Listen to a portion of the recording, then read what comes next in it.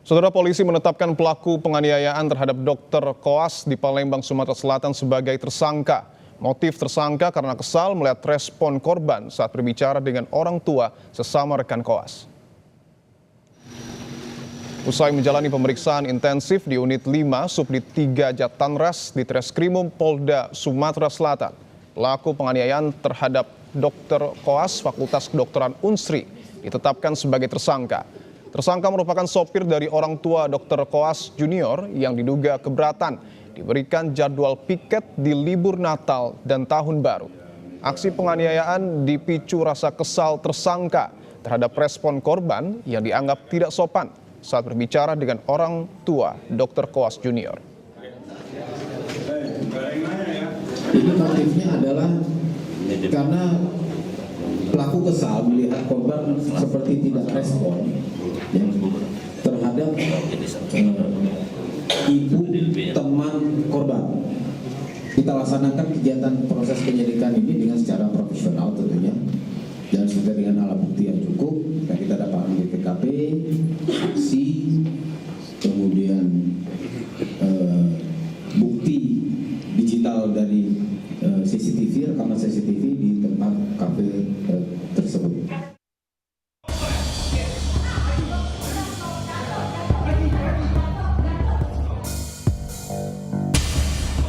Diduga dipicu masalah pembagian jadwal piket malam Tahun Baru, seorang dokter koas di Palembang, Sumatera Selatan mengalami penganiayaan.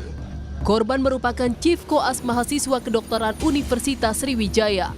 Pelaku merupakan sopir rekannya sesama dokter koas.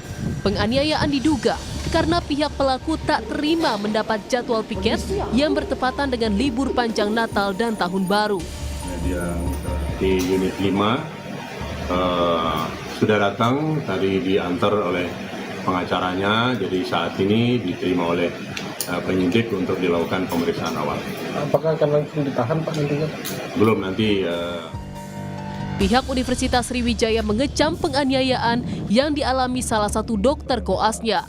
Pihak universitas membentuk tim investigasi untuk mengumpulkan informasi dan mengidentifikasi masalah.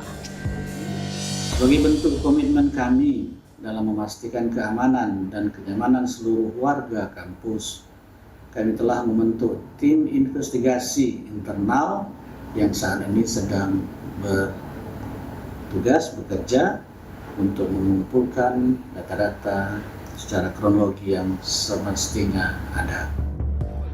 Sebelumnya pihak pelaku meminta maaf dan ingin berdamai serta bersedia menanggung seluruh biaya pengobatan. Tetapi keluarga korban meminta agar pelaku diproses hukum. Keadilan harus ditegakkan. Kami sudah melaporkan kejadian ini kepada kepolisian dan sudah ditindaklanjuti oleh pihak kepolisian. Semoga orang yang melakukan ini dapat dihukum sesuai dengan hukum yang berlaku di Indonesia. Sekarang dia sudah diperbolehkan pulang, tapi harus masih beristirahat. Untuk masih pemulihan apa? Masih pemulihan. Pelaku kini telah ditetapkan sebagai tersangka dan menjalani proses hukumnya di Unit 5 Subdit 3 Jatanras di Treskrimum Polda Sumatera Selatan. Pelaku terancam hukuman 5 tahun penjara. Tim Liputan Kompas TV. Lalu bagaimana kelanjutan kasus ini? Kita terhubung dengan Kabid Humas Polda Sumatera Selatan, ada Kombes Sunarto. Pak Sunarto, selamat malam. Pak Sunarto, pelaku sudah ditetapkan sebagai tersangka. Artinya saat ini pelaku sudah ditahan, Pak? Ya, terima kasih Mas Dipo. Terima kasih pemirsa Kompas malam sekalian.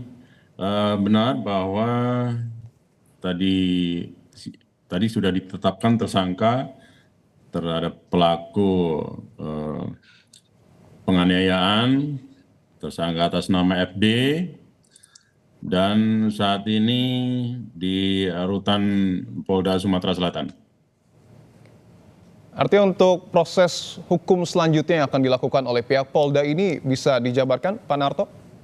Ya baik, bahwa penyidik Polda Sumatera Selatan bekerja secara profesional, proporsional menangani kasus ini sesuai dengan fakta hukum yang didapat.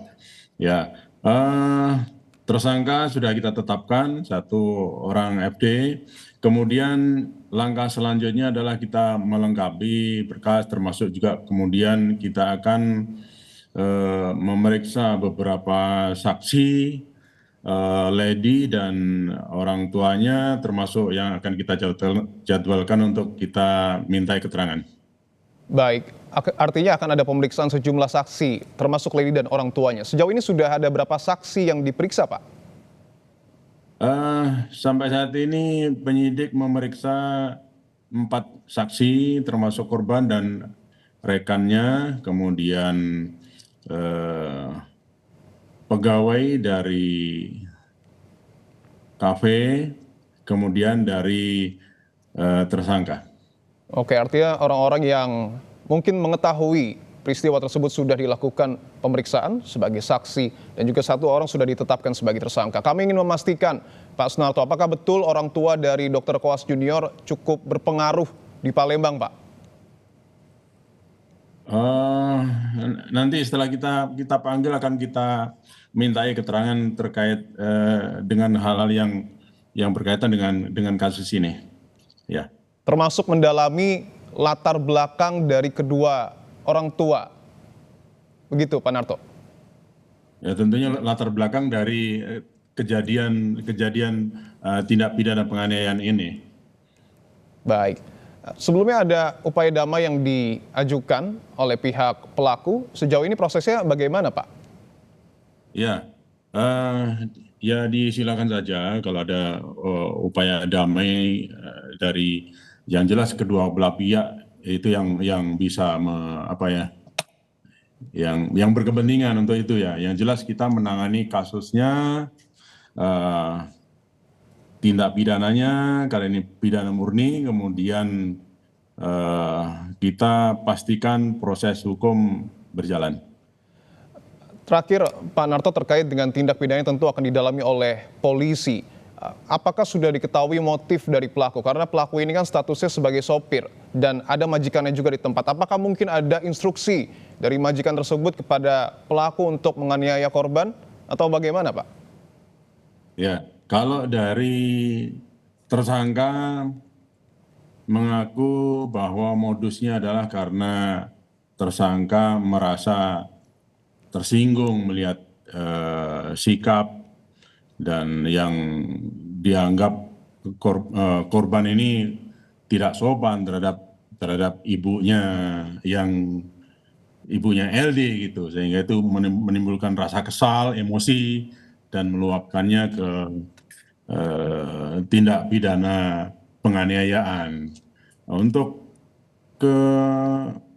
kepada orang tuanya atau Ibu Sri yang ketemu janjian dengan korban, ini nanti akan kita ketahui setelah nanti mendatangi panggilan pemeriksaan nantinya tentunya.